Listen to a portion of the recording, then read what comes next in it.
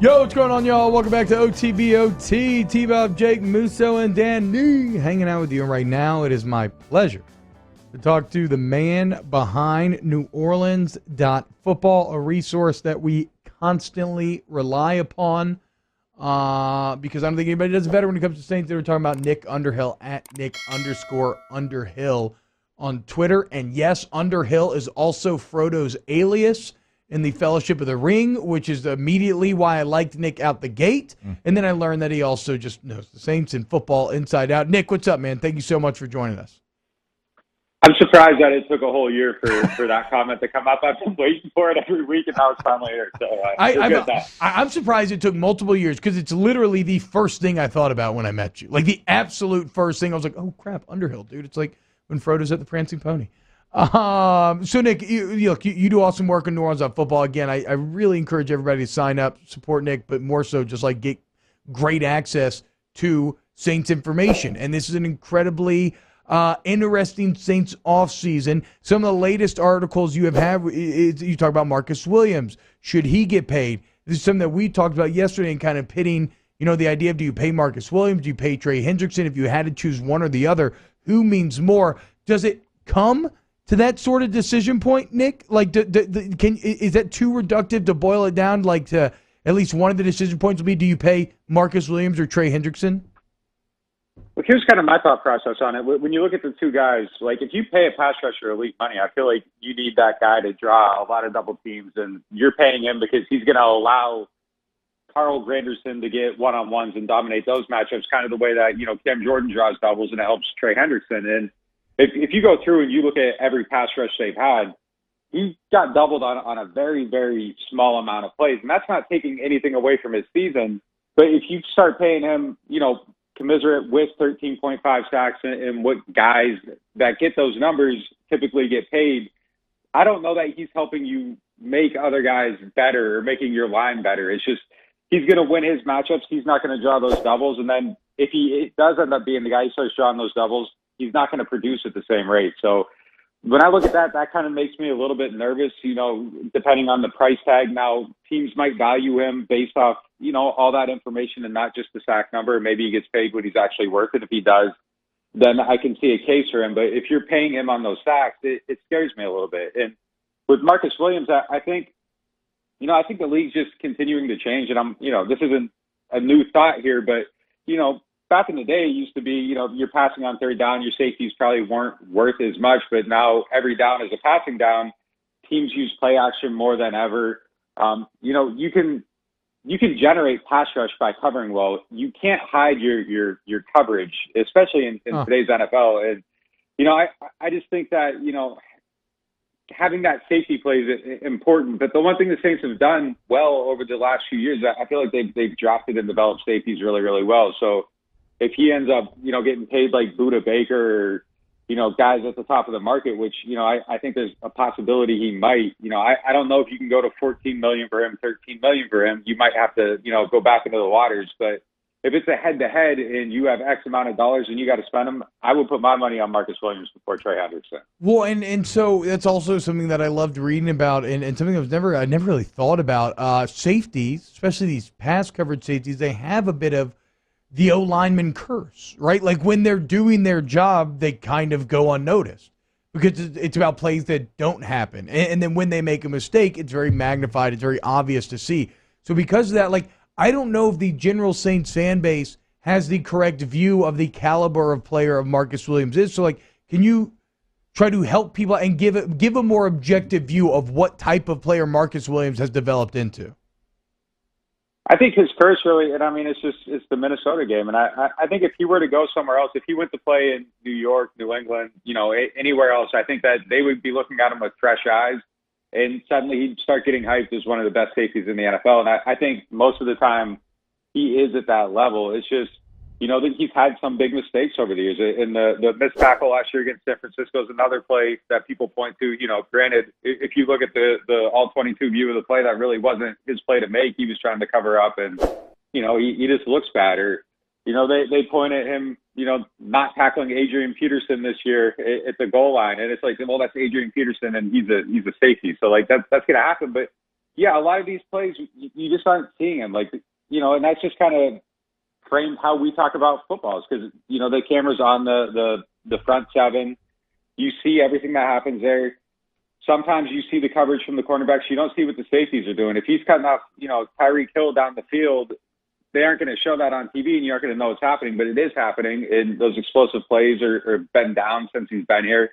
And I just think this year too, he became a more complete player. He only missed 2 tackles the whole season. That was something he worked on during the off season, and it's a little bit crazy that it took him until year 4 to kind of realize that was a significant problem in his game, but he addressed it and it's better now. And I thought there were a few plays this year where he came down in the box and made enforcer-like strong safety plays, which, just really highlighted the growth he made there. But I think that he's developed into a very complete player. I think he's really important to your team. And if he goes away and you don't have that same safety coverage, the importance of your cornerbacks becomes, even greater. And, they might be at risk of losing one this year, based on how the cap stuff plays out. So, I just think letting that stuff go in a year where you might be moving to a quarterback that, has had some turnover issues over the years. Like you can't be turning over the ball and then, giving up big plays going the other way. So,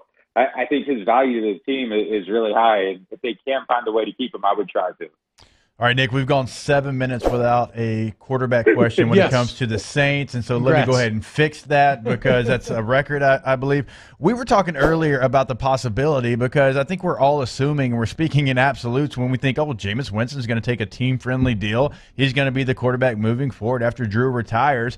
But to me, I mean, being in the NFL locker room, I've seen this situation play out where you think something is going to happen, and all of a sudden it falls apart. So, like, what are the chances that if that does happen, that New Orleans has a backup plan? Is it as easy to say Taysom Hill? Do you draft a quarterback at 28? What do you think that plan B is? Well, so I'll try not to give a 4-minute answer here then.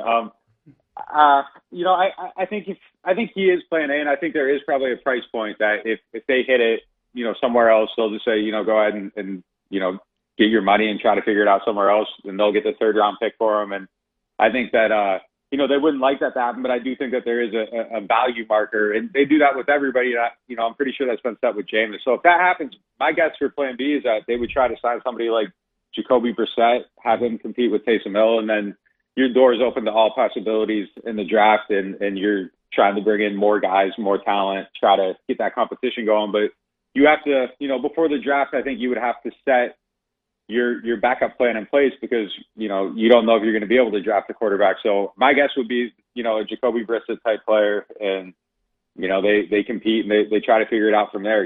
I think there is a general confidence that they'll be able to keep the team together regardless of the quarterback that will be competitive. And they, I think they feel like they can probably have Taysom or, somebody else that just manages the games, doesn't make a lot of plays, and they can win 9-10 games and possibly get into the playoffs that way. But, I think they feel like the upside with Jameis is a lot higher. That we've all heard the stuff Sean said in these interviews during the Super Bowl on Radio Row. And, some of his commentary was borderline, reckless with how, just how much he was hyping him up. And, now that gets everybody looking at him like, what does he know that we don't know? But, if they lose him, that plan B is a little bit scary, but I think the roster is strong enough that, I feel like their confidence is warranted. They've won a lot of games with these backups. I don't think they necessarily played, really great. Teddy already in Carolina, they're trying to move on from him. Taysom was what he was. And, it does kind of feel like they can just put somebody in there and still be a good team. Talking to Nick Underhill on the JimsFireHim.net hotline, it is kind of crazy that Carolina is already moving on. Or they're kind of distant from Teddy. So if the roster is that strong, Nick, then, again, the salary cap remains kind of in the focus. What are the next moves? Is it extending Lattimore and Ramchick? We've already seen the Nick Easton domino fall, the Breeze domino fall. What comes next? Yeah, I think both those moves are probably on the table. Ramchick's probably definitely the higher priority, I think, out of the two. And then it's just a bunch of other little things. I think one of the bigger decisions is probably at punter. Thomas Morstead had some injuries last year. He's getting LASIK. He couldn't see up close, and I think we saw that in some of the spots. There were 2 last year where Lutz was hitting the laces on his field goals, and Morstead was battling all year trying to find contacts that worked, rec specs that worked, and just nothing really helped him. So he's going to get that fixed, and he told me he's confident that he can be back to where he was. So we'll see on that. But they have Blake Gillikin in the building all year, and he's significantly cheaper. Morstead's the highest paid punter in the league. So that's going to be a real interesting one to see if they make that decision. And yeah, it's just kind of methodically going through it, shedding cap. There'll probably be a couple moves that, are a little bit surprising. Malcolm Brown will be an interesting one. He's really high paid. He's been a really good run stopper, but, that price tag's up there a little bit. I think quietly, two of the more important things they need to do is bring back JT Gray and Justin Hardy. Both those guys, the Gunners, they're free agents. And they covered up a lot for Morstead last year. So they got to find an investment there. And I know there's a few teams that are interested in Hardy even as a cornerback, so his price might be a little bit higher than expected. So, it's just kind of wait and see at this point. They got to get started on, March 15th, the free agency window opens. So I think we're going to start seeing some movement pretty quick here within the next couple of weeks. But I'm just kind of going through here, restructuring guys. Pete's an interesting one too. Like they could spread out his cap hit, but if they do that, now you're tying yourself into him for multiple years. Yeah. And I don't know if you want to do that either. So that's kind of the stuff where they put themselves in a bad spot with the cap, is that you're going to get forced into probably making some decisions you don't want to make. But I don't necessarily think that it has to be, a ton of bloodshed. But there are going to be some things that hurt, and they're going to get back in some corners. And, I think the fallout from this year isn't necessarily going to be felt so much this year. It's going to be in years down the road. Nick Underhill, at Nick_Underhill on Twitter. NewOrleans.football is the site, guys. And you can tell from listening to him, the man knows inside and out. NewOrleans.football. Go sign up today. It's brought to you by former Tiger attorney Chris Brett. Nick, thank you so much, man. Yeah, thanks for having me. All right, take it easy there, Nick. So the Saints offseason, it's not undoable, but it is kind of fraught with peril a little bit. A lot of interesting decision points going to have to be made. Again, the theme of all that is kind of be careful. I see a lot of people completely dismissing Marcus Williams. Like when we posted that video the other day, Danny, a lot of people say, pay Hendrickson. Yeah. I think Williams is actually the answer there. You're the NFL guy. Do you agree? With the way the NFL is going right now, it makes a lot of sense. Like deep safety is very important. Look at the Super Bowl. Yep. Yeah, exactly, right? The ability to play too high and keep Tyreek and everybody else underneath is massive. And again, but then again, the pass. Hey, Marcus Davenport, it's time for you to step up and be the first round, actually 2 first-round picks that we spend on you. Yeah, because you have a guy that can take that position over, or you hope you have a guy. Yeah, they're kind of freed in a way because it's almost like you can take the decision off your hand and be like, look, we already committed to this. We just have to see if it works. All right, closing out OTB OT next here on Off This.